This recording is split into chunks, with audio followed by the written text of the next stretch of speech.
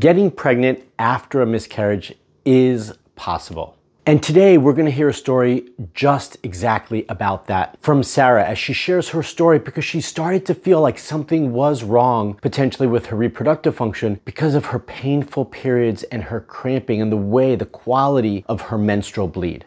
Sarah's going to share her story, and it's a story where she shares about her multiple miscarriages and what she started to do to address that and why she started to work with us to get the results that she was able to get. As always, I will stop and comment and share some more intimate details about her case to help you on your fertility journey as well. And miscarriages are something that we often support and address both in the clinic and in my coaching program, which is why this story from Sarah is so valuable for all of you. Sarah is a member of my Hope coaching program, and she reached out because she wanted that support, because she wanted to avoid IVF if possible, and more importantly, avoid another miscarriage if we were able to help her get there, which we were. So let's jump in and listen to Sarah share her story for all of you.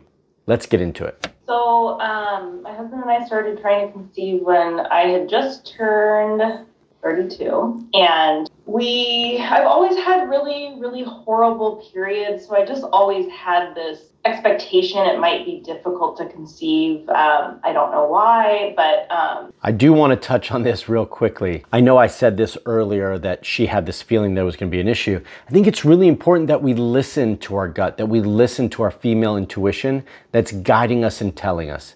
Our body talks to us for a specific reason. It's really important that we pay attention and not ignore it. She didn't ignore it, although maybe she waited a little too long or a little longer than she wanted to reach out for support, but don't ignore what your body is telling you. I didn't have any known issues outside of just really horrible periods. So we actually conceived really fast, and I think it was the first cycle we tried, which I was very surprised by, but almost immediately I experienced some spotting, and so I was a little concerned, and I went in, I had a great OB team, so they got me in right away, and at 6 weeks, there was no heartbeat, and things didn't look quite right. So I hate to hear that. They brought me back in a week later.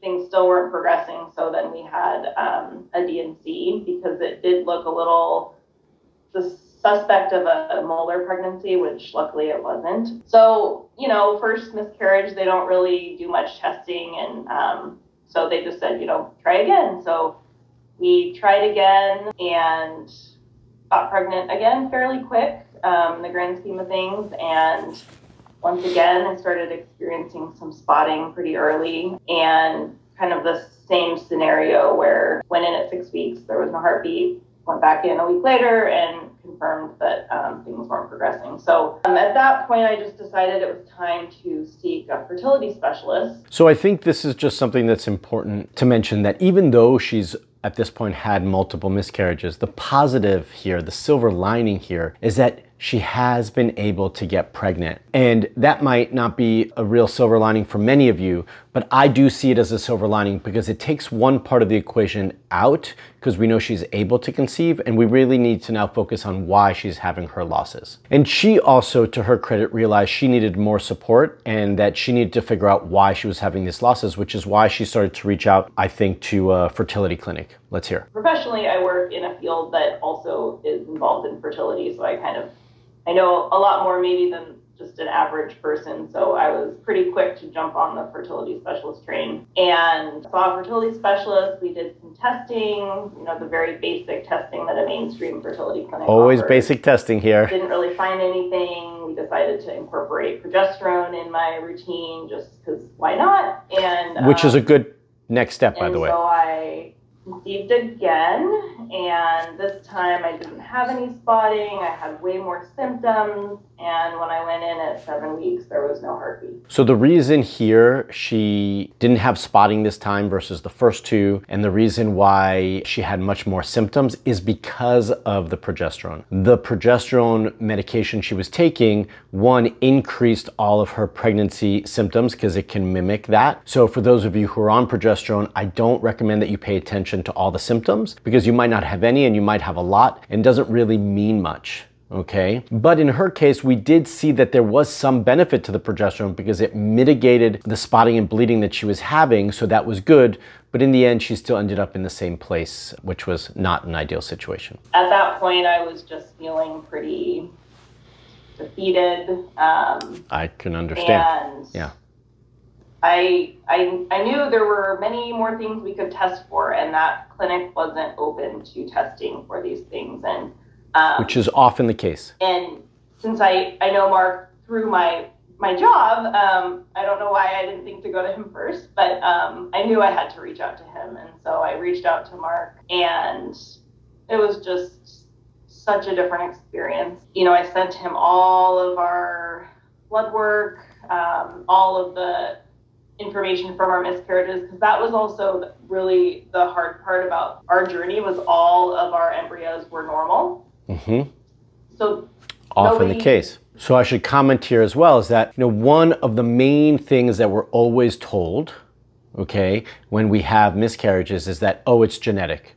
The embryo was abnormal and that's why. Well, in her case, that wasn't the case. That might be true in many circumstances, but that's not always the cause. It's not always the reason why we're having losses. And just because maybe you've had an abnormal embryo in one miscarriage doesn't mean that all future ones will also be that way or be the reason why you potentially had a loss. So one of those things for Sarah was that she knew that all the embryos were normal, yet nobody wanted to dig deeper beyond that because they just didn't know what to do or they didn't want to dig deeper. IVF wasn't a good option because, you know, if we implanted a normal embryo, the same thing probably would happen. So I got to comment here again. That's very, very true. Often the suggestion when we have multiple losses is, oh, let's just do IVF and do genetic testing, you'll be fine. But that's not always the cause.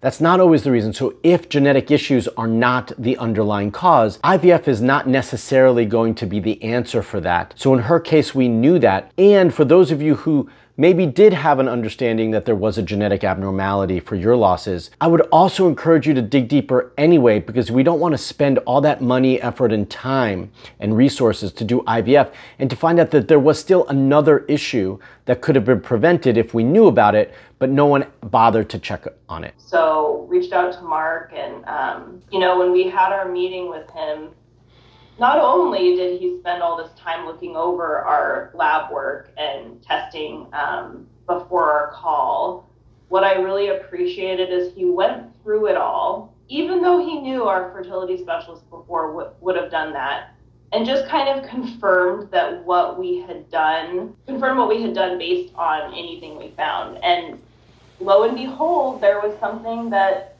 I had tested for with our fertility specialist that they never mentioned to me, and there was one thing that he recommended you would do if you had this condition, which was super easy, just taking a baby aspirin, and my doctor totally missed that. So like, what I really appreciated was that he looked at all of that information, confirmed that he knew what we had done, and then we also did more blood work with Mark, and he found a few different markers. So he created such a comprehensive plan. You know, I did a fertility diet, which was challenging, but I would tell any person trying to conceive that there's just something so nice about feeling in control of something. Like, even though the diet was challenging, I felt like I was doing something to improve my chance, which felt really important to me. So did that and took supplements. I got to pause her here and just comment on a few things. So first and foremost, it's really not uncommon to have lab tests that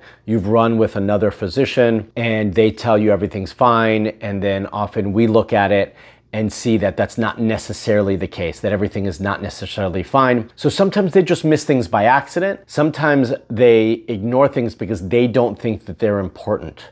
Okay, so that's the first piece that Sarah was talking about, that I noticed some things that I felt like needed to be addressed just from already the labs she had done. And then there were a whole slew of tests given her multiple losses that hadn't been tested that we needed to run. And what she's not saying here is that what we were able to figure out between both groups of labs that were run is that both she had a small minor blood clotting disorder that needed to be supported and addressed. And we also found that she had some autoimmune issues as well that also needed to be addressed. So when she's talking about that diet was really meant specifically for that whole picture that she has for her unique situation. And she's right, it's not easy. It takes effort. It takes a lot of preparation and time. But the wonderful thing that she shared there is that she felt empowered, that she knew that, yes, it wasn't easy, but as long as that she followed through with these things, she had the control again. She was empowered to make the change herself and control the outcomes versus giving up that control. And I think that's such an important piece that she shares in her story. And he was just so positive and hopeful, and it just kind of reinvigorated our excitement to try and have a baby, because we were just, feeling like we wouldn't get there. And of course, yeah. We conceived. So I should mention, I wasn't just positive and hopeful because I was trying to mislead her in any way, or it was a false belief. No, I was positive and hopeful because I've seen situations like Sarah's before, and I've seen the potential outcomes that could be achieved if we follow the right plan. And if we address the root issues, which is exactly what she was able to do, which is why she's about to tell you that she conceived and held on to the pregnancy the next time. So let's listen. I now have a 9-month-old baby boy, and he was great because he had some great recommendations. I went back to my OBGYN instead of seeing a mainstream fertility specialist, and I said, Marc thinks I should do X, Y, and Z, and they're like, okay, great, let's do it. They were very open to. It's not always the case, but in her case it was. It was just easier to get it through my OB, of course, and yeah. So it was just such a great experience. I would recommend anyone that feels lost in their journey to contact Marc and his team. I have a bunch of people I've already recommended to Marc, and everyone has the same experience.